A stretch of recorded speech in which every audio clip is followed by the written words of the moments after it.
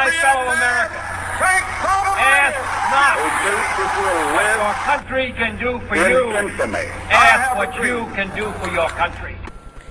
You believe that your students should explore and test ideas in an environment free from judgments of right and wrong.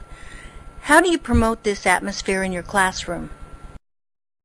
I think it's absolutely critical. It might be the most important thing in a classroom, because everyone is afraid to speak up. I mean, most students are. Either they think it's not cool to speak up, to give their opinion, or to offer something, or they're afraid what they're going to say is stupid.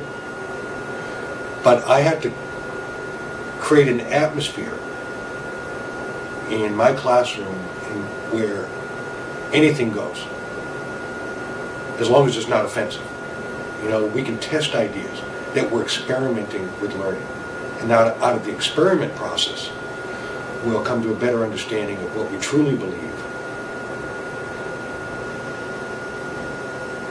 But in order for that experiment to happen, there can't be any sense in the room that anyone is right or wrong in what they're thinking. We're testing out ideas.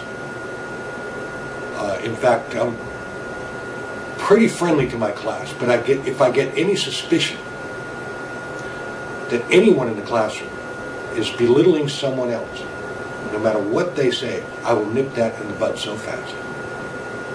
Because, well, and partly it's selfish, because if I create an atmosphere where people are afraid to offer something, then my classes will just die. I'll be talking to myself. So that's why I think that's so important. How I do that? I think it begins with me. My absolute respect for my students and what they're thinking, even if on the surface it seems absurd or wrong-headed, I still will treat them with total respect. Because I have to model for my students what respect for the learning process is. And they will mimic me. And if I'm disrespectful to the students, I don't know, but I imagine there's some teachers, and I guess it can work, some teachers would probably believe that it's their job to argue with students. Well, I was never particularly fond of arguing anyways. I just don't do that. I'll listen to anybody.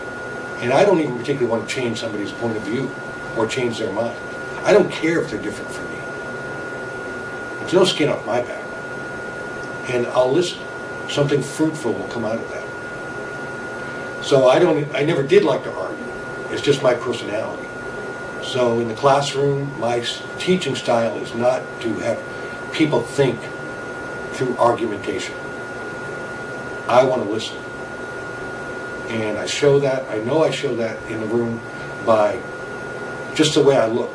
Body posture, my facial expression, and no matter what a student's saying, I'm listening. And I'll acknowledge them when they're done, or even praise them or thank them for offering that.